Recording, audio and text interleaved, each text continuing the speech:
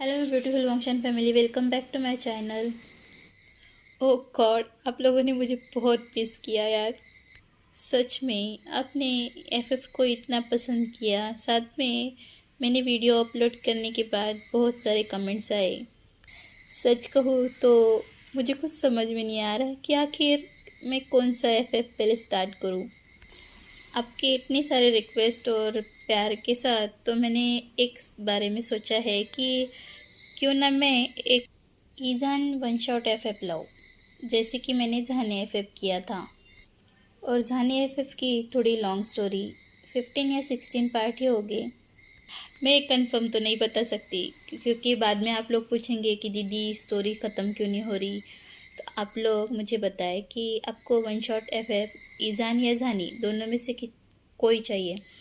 मेरा तो मानना है कि मैं जहानी एफएफ ना केवल कि ईजान एफएफ इस बार वन शॉट में लाऊं और जहानी एफएफ में लॉन्ग में करूं। ये मेरा मानना है। आप लोगों का क्या कहना है मुझे कमेंट्स करके ज़रूर बताएं।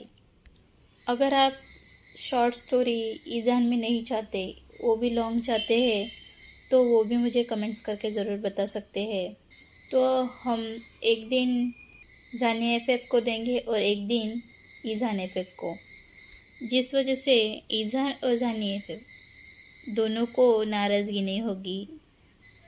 मेरा मानना आप लोगों को पसंद आया तो कमेंट्स करके मुझे ज़रूर बताएं। चलो अब कहानी को स्टार्ट करते हैं। कहानी स्टार्ट होती है एक ब्यूटीफुल सी प्यारी सी छोटी सी फैमिली के साथ, जहाँ पर एक लड़का अपने माता पिता के साथ बहुत ही प्यारे तरीके से खेल रहा था, उनके साथ बातें कर रहा था। वो दोनों भी उसके साथ मज़े से खेल रहे थे। इन प्यारे पलों को वो लोग जी ही रहे थे, तभी डोरबेल बजती है और उनकी माँ उसे ओपन करने के लिए चली जाती है। लेकिन आगे जो होने वाला था उस फैमिली ने कभी सोचा नहीं था। अगले ही पल गोलियों की आवाज़ उस घर के अंदर गूंज उठी थी। लड़की के पिता जो उसके पास खड़े हुए थे, उन गोलियों की आवाज़ की वजह से उन्होंने अपने बेटे को एक सीक्रेट डोर के अंदर छुपा कर रख दिया। लेकिन उस कमरे में जो बच्चा था वो बाहर के सारा नज़ारा देख सकता था। बाहर 5-6 लोग जो हट्टे कट्टे इंसान थे, अपने मुंह पर मास्क लगाए पूरे तरीके से ब्लैक रोब्स पहने हुए थे, मानो कि उन्हें किसी ने हायर किया हो। वो लड़का जो करीबन 5-6 साल का होगा, वो सारा नज़ारा अपने आंखों से देख रहा था। वो उस कमरे में चिल्ला रहा था, चीख रहा था, लेकिन उसकी आवाज़ें बाहर नहीं आ रही थी। उस लड़के के सामने ही उसके पापा और माँ को पूरी तरीके से मार दिया जा चुका था। कमरे में हर तरफ खून ही खून बिखरा पड़ा था। उसके पापा एक धीमी सी सांसों के साथ उस कमरे की ओर देखने लगते हैं। उन लोगों को पता नहीं था कि उस कमरे के अंदर किसी को छिपाया गया है। वो लोग करीबन घर का हर एक कोना उथल पुथल मचाकर पूरा चेक करने लगते हैं, लेकिन उन्हें कोई भी नहीं मिलता, जिस वजह से वो वहाँ से चले जा चुके थे। लड़का जो चीख रहा था, ज़ोर ज़ोर से रो रहा था माँ बाबा करके, वो करीबन 2 घंटे से ही रोए ही जा रहा था। वहाँ उसे कोई सुनने वाला नहीं था, जो रो रो कर बेहोश हो चुका था। तभी एक लड़का झट से अपने पूरे बदन पर पसीने से लथपथ अपने बेड से चीखते हुए चिल्लाते हुए उठता है, माँ बाबा। वो इधर उधर देखने लगता है। तब उसे याद आता है कि वो अब बड़ा हो चुका है। उसके माँ बाप अब उसके पापा अपने पास नहीं है। उसकी जो प्यारी सी फैमिली थी वो अब उसके पास साथ नहीं है। उसके आंखों में आंसू थे, लेकिन उन आंसुओं को वो कभी किसी को नहीं दिखाना चाहता था। तभी डोर ओपन होता है और एक इंसान अंदर आता है और कहता है, क्या हुआ बेटा? वो लड़का कहता है, कुछ नहीं अंकल। वो इंसान उसके करीब आकर उसके कंधे को थपथपाता है और कहता है, क्या हुआ बेटा? क्या आपने फिर से वही सपना देखा? हाँ अंकल, वो लड़का कहता है। तभी एक खूबसूरत सी लड़की उस कमरे में एंटर करती है और कहती है, आशियान क्या हुआ, क्या कोई बुरा सपना देखा। वो उसके माथे का पसीना पोंछते हुए उसे अपने गले से लगा लेती है। वह कहता है, कुछ नहीं सीजे, बस वही सपना जो मुझे बार बार सताता है। पता नहीं ये सपना कब तक मेरा पीछा करेगा। अंकल शीजे, आप दोनों जाए अपनी नींद पूरी करें। यानली कहती है, आशा नहीं, मैं अभी नहीं जाऊंगी, तुम पहले सो जाओ, उसके बाद में मैं चली जाऊंगी। विंग कहता, शीजे आप भी ना, आपको पता है कि मैं अब नहीं सो सकता। यानली कहती है, हाँ मुझे पता है, इसलिए तो मैं कह रही हूँ कि मैं अब नहीं जाऊंगी। अंकल फेंगमैन देखो ना, शीजिया मेरी बात नहीं मान रही। फेंगमैन मुस्कुराते हैं और कहते हैं, ये सही कह रही है बेटा, इसे तुम्हारे पास रहने दो। अब मैं चलता हूँ, मुझे ज़रूरी काम भी है। और वो वहाँ से चले जाते हैं। उनके जाने के बाद विंग शीजे की ओर देखते हुए कहता है, शीजे आप भी चले जाए प्लीज़। आशान ज़िद मत करो, चलो मैं तुम्हारी सिर की थोड़ी मालिश कर देती हूँ, जिस वजह से तुम सो सको। यानली विंग की सिर की मालिश कर देती है। उसके हाथों के जादू से विंग को जल्द ही नींद वापस आ जाती है। वो उसके ऊपर कंबल डालकर उसके फोrehead पर सॉफ्ट सा किस करती है और वहाँ से चली जाती है। अगली सुबह सब ब्रेकफास्ट के लिए बैठे हुए थे। विंग जब नीचे आता है तो देखता है कि शीजे ने उसकी फेवरेट डिश बनाई हुई थी, जिसे देखकर वो मुस्कुराते हुए नीचे आता है और कहता है, थैंक यू सो मच शीजे, आप दुनिया की सबसे अच्छी बड़ी बहन हैं। यानली मुस्कुराते हुए उसे टेबल की तरफ ले आती है और उसे चेयर पर बिठाते हुए कहती है, हाँ मुझे पता है, चलो पहले जल्दी से ब्रेकफास्ट कर लो, फिर तुम काम भी तो करना है। तभी चेंग वहाँ पर आता है और कहता है, हाँ तुम दोनों का प्यार। विंग अपना मुंह बनाने लगता है और चेंग भी उसे अपने बड़ी बड़ी आंखों से देखने लगता है। तभी यानली कहती है, बस करो तुम दोनों, अब अपना ब्रेकफास्ट कंप्लीट करो। तभी बाकी का ब्रेकफास्ट सर्वेंट वहाँ से लेकर आते हैं। जान और जियांग दोनों भी कॉलेज के लिए निकल चुके थे। रास्ते में जियांग उसे ये बताता है कि भाई आपकी मुझे ज़रूरत है। तो जान कहता है, किस बारे में। जियांग कहता है, आज फुटबॉल मैच है। तो जान कहता है, तो क्या हुआ, फुटबॉल मैच है तो तुम मुझे क्यों बता रहे हो, मुझे ऑफिस में बहुत काम है। जियांग कहता है, भाई प्लीज़ मेरी मदद कर दो आज। जियांग जान से छोटा है तो वो जान से रिक्वेस्ट कर रहा है। जान कहता है, क्यों, अब क्यों मस्का लगा रहे हो, पहले तो जब शीजे मुझसे प्यार कर रही थी तो तुमने उस अपना मुंह बना लिया था, अब क्या हुआ। चैंग कहता है, मुझे माफ़ कर दो ब्रदर, प्लीज़ प्लीज़ मेरी रिक्वेस्ट एक्सेप्ट करो और मेरे कॉलेज में मेरे लिए हेल्प करने के लिए आओ। जान कहता है, लेकिन मुझे करना क्या होगा। चेंग कहता है, वो आपको मेरा एक प्लेयर बनना होगा। जान कहता है, क्या तुम पागल हो, क्या तुमने देखा है मुझे, मैं तुमसे कितना बड़ा हूँ और तुम मुझे सीधा फुटबॉल टीम में ले रहे हो, क्या तुम पागल हो चुके हो। चेंग कहता है, ब्रदर प्लीज़ मेरी हेल्प कर दो ना आज, वो मेरा प्लेयर एक बीमार है जिस वजह से वो आ नहीं सकता, तो मैं अपनी टीम को हारता हुआ नहीं देखना चाहता।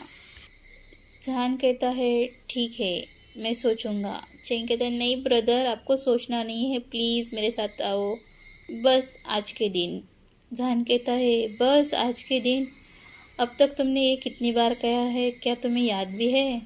चेंग कहता है, ब्रदर प्लीज़ हेल्प मी ना, मैं आपका छोटा सा प्यारा सा जो भाई हो।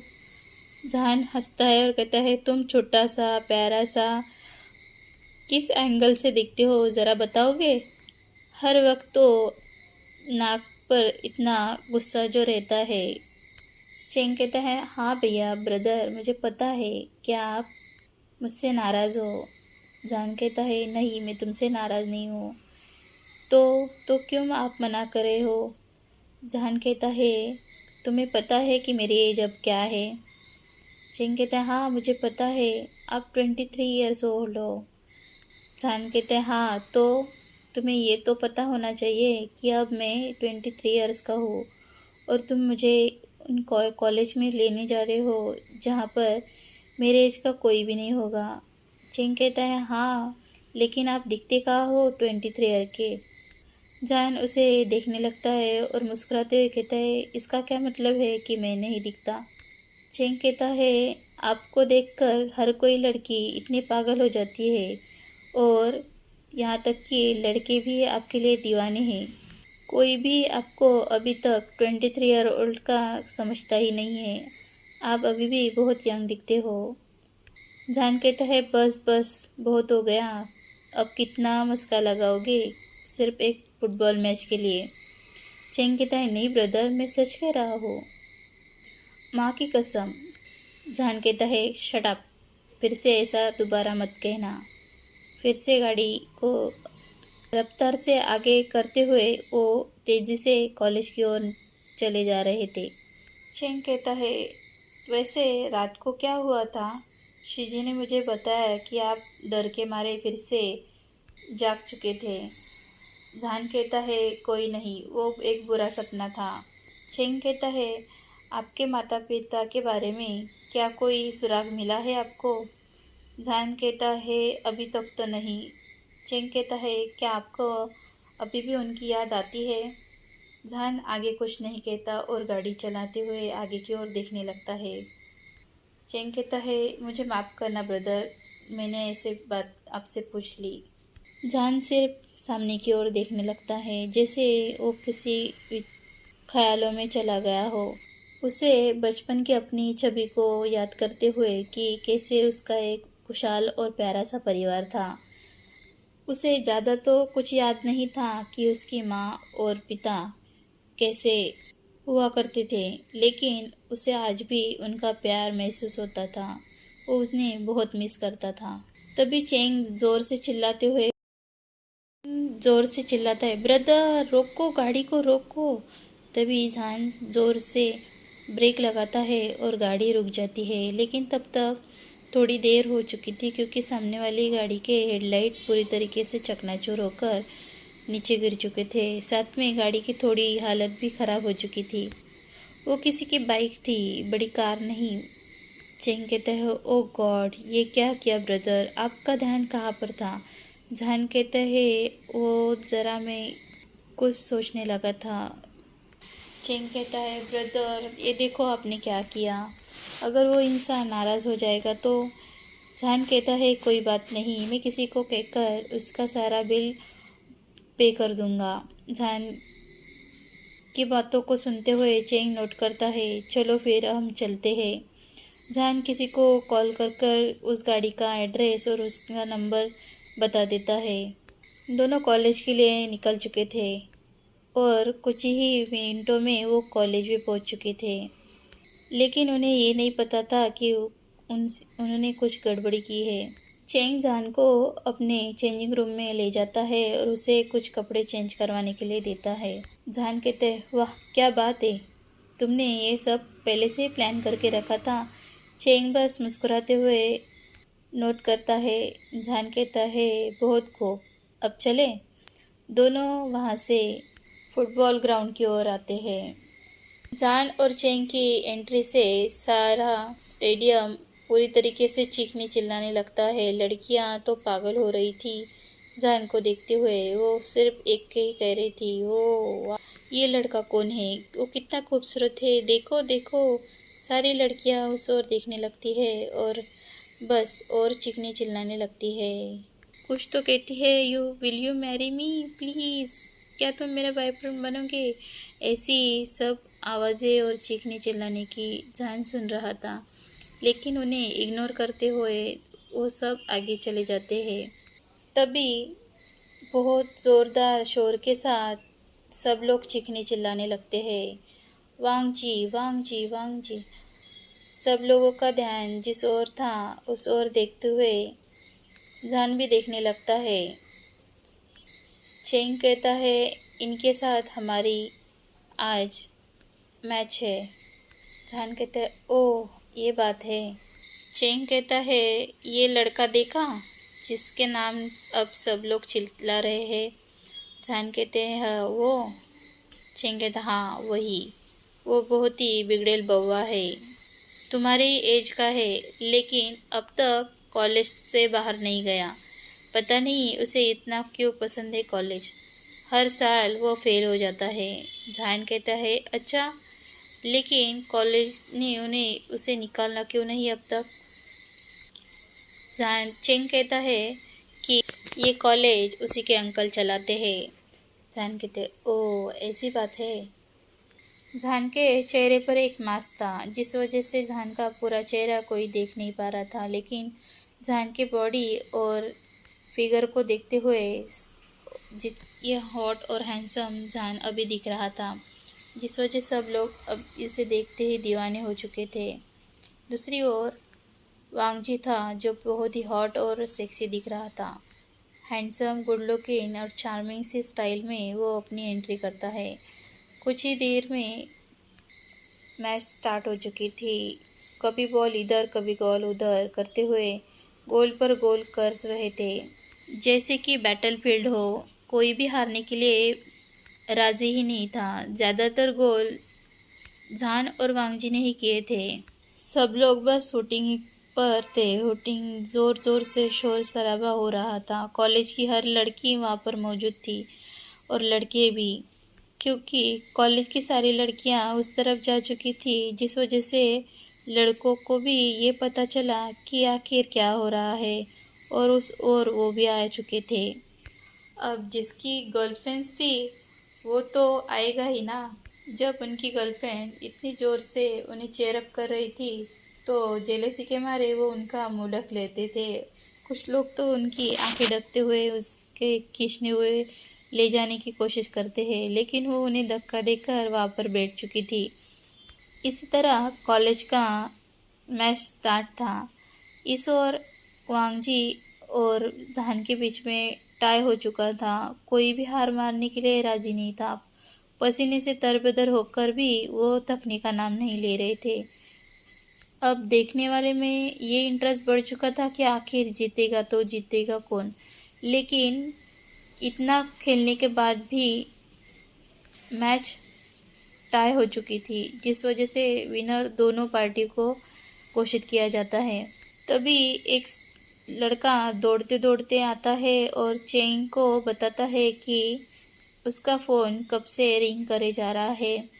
तब वो देखता है, लेकिन वो उसका फ़ोन नहीं बल्कि जहान का फ़ोन था। जहान उसे लेता है और रिसीव करता है। उसके बाद में वो किसी से बात करता है। सामने वाला इंसान कहता है, बॉस ये मैं हूँ।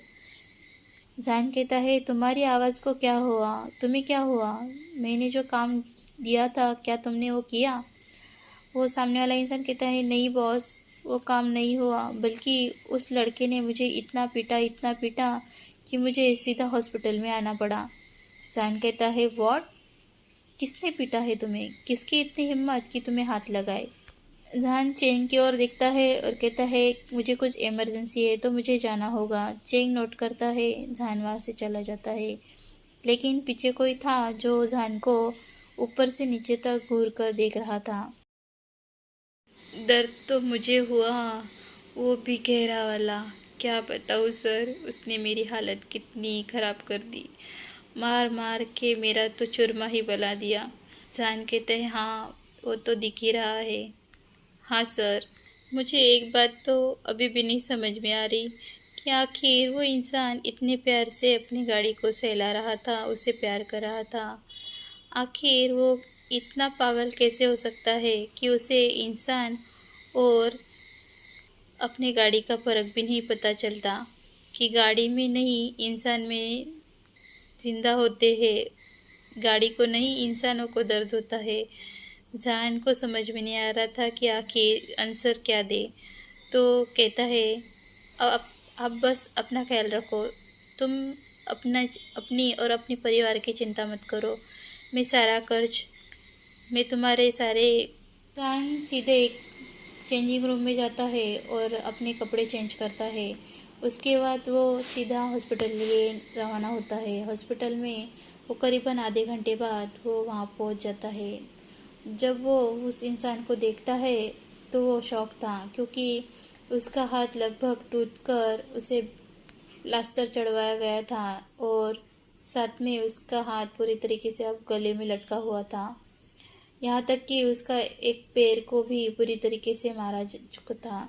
डॉक्टर उन्हें बताती है कि एक बात अच्छी है कि उसका पैर टूटा नहीं, वरना उसके बहुत दिक्कत होती।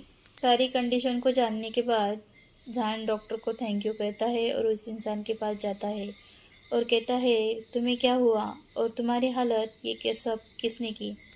वो इंसान कहता है कि सर, आपने नहीं बताया कि वो इंसान की गर्लफ्रेंड थी। जहान कहता है, गर्लफ्रेंड? किसकी गर्लफ्रेंड? मैंने तो तुम्हें उस गाड़ी के बारे में बताया था। मैंने किसी की गर्लफ्रेंड को हार्म नहीं किया है। वो इंसान रोने लगता है और कहता है, सर, आपने किस सिर पे के साथ पंगा लिया था? आपको पता है कि वो इंसान कितना पागल है, एक साइको है पूरी तरीके से। जान कहता है, मुझे तुम सीधा और सरल तरीके से बताओगे कि आखिर हुआ क्या था? तो हमें फ्लैशबैक में दिखाया जाता है जब जान और चेंग कॉलेज के लिए निकल चुके थे, तो थोड़े ही देर बाद वो इंसान वहाँ पर आया गया था जिसे जान ने बुलाया था। लेकिन जब वो गाड़ी को वहाँ से ले जाने वाला था तो एक इंसान उसका सीधा कॉलर पकड़ लेता है और बिना कुछ सोचे समझे उसे इतना मारता है कि पूरी उसकी हॉस्पिटल में भर्ती करवाने की नौबत आ चुकी थी। जान कहता है, लेकिन उसने तुम्हें मारा क्यों? जान के बातों को सुनते हुए इंसान कहता है, सर, आपने उसके गर्लफ्रेंड को मार दिला। जान कहता है, क्या? मैंने अभी तो कहा तुमसे कि मैंने किसी की गर्लफ्रेंड को नहीं मारा। सर, आपने जिस गाड़ी को उसे मारा था वो उसकी गर्लफ्रेंड थी। जान कहता है, क्या? क्या तुम पागल हो? सर, नहीं सर, मैं नहीं पागल, वो पागल है, क्योंकि उसकी बाइक ही उसका सब कुछ है। जहान अपने सर की मालिश करते हुए कहता है, अच्छा ये बात है। हाँ सर, वो पूरी तरीके से पागल है। वो अपनी बाइक को गर्लफ्रेंड बोल रहा था। भला बाइक किसी की गर्लफ्रेंड कैसे हो सकती है सर? जहान कहता है, मुझे नहीं पता। इतना ही नहीं सर। बोलो।